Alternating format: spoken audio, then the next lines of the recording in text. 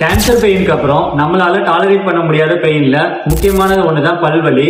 நம்மளோட ஓரல் ஹெல்த்தை ஹெல்த்தியா வச்சுக்கலன்னா நமக்கு இன்டைஜஷன், அல்சர், ஹார்ட் டிசீஸ், ஆர்த்ரைட்டிஸ் போன்ற பல பிரச்சனைகள் ஏற்பட வாய்ப்பு இருக்கு.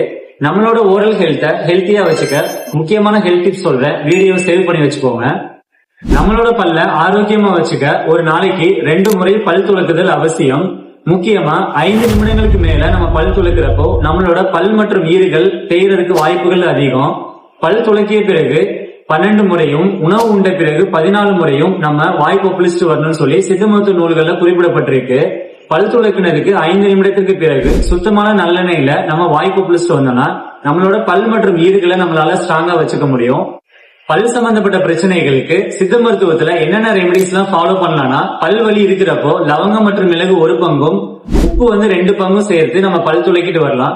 பல் கூச்சம் இருக்கிறப்போ தந்தத்தாவன சூர்ணத்தை பயன்படுத்திட்டு வரலாம். வாய்ப்புண் மற்றும் பல் ஈறுகள்ல ரத்த கசிவு இருக்கிறப்போ கடுக்காய் பொடி அல்லது திரிபுலா சூர்ணத்தை நம்ம பயன்படுத்திட்டு வரலாம்.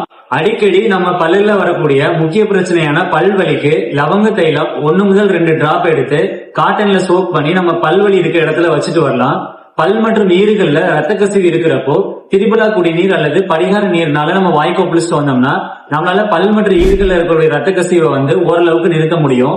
பல் சொத்தை இருக்கிறப்போ நம்ம ஓம வாட்டர்னால நம்ம வாய் கொப்பளிச்சுட்டு கண்டங்கத்திரியோட விதையை புகை பிடிச்சிட்டு வந்தோம்னா நம்மளால பல் சொத்தையை ஓரளவுக்கு மேனேஜ் பண்ண முடியும்.